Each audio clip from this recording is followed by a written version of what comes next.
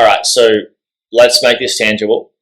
So somebody has got a property from their buyer's agent, and they've just checked over. Is like, yep, cool. This is within my borrowing criteria. It's something that I think could be good for my property portfolio with where I'm at.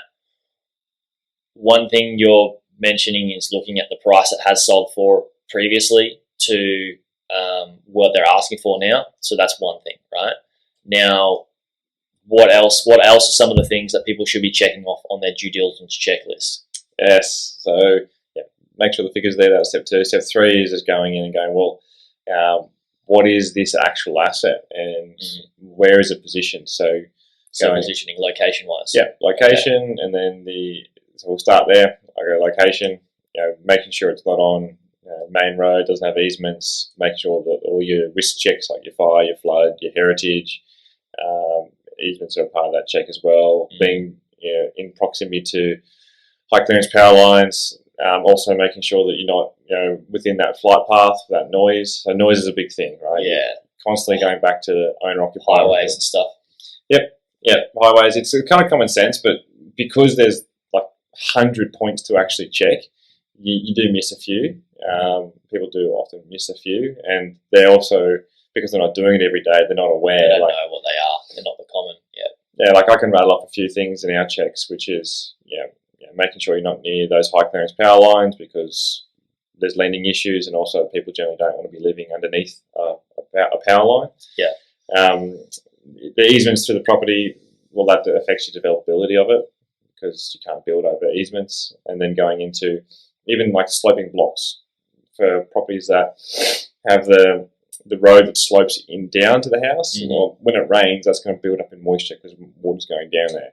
And on sloping blocks too, because like your house is built on foundations on the land, so the land does move. Yeah, it's constantly moving. I mean, you lay a concrete slab and then watch it sink over the last few years. Yeah, but doing those types of checks really help to amplify your return on your investment because it's reducing your maintenance costs. So all those things, and then going into where that actually property is positioned in that suburb and what's around it. So doing your public housing checks, making sure you don't have that high social demographic issues, being close to schools and hospitals, and also the infrastructure that is surrounding your property, like public transport and access to all that, is key.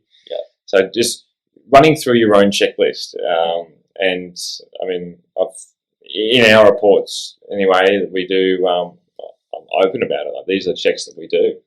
So. Yeah, and sometimes this is why it's worth either having a chat to us or somebody at least before you buy it. Is like, it might be worth you taking on something that some other investors may not. Like, maybe it's something that is, not ideal, but you'll take it on because it's got so many other green flags versus like just a couple of 1 or 2 red flags. Because any investment is typically, there's a risk in anything we do in life, including investments, and it's just like working out what risks are we willing to take on.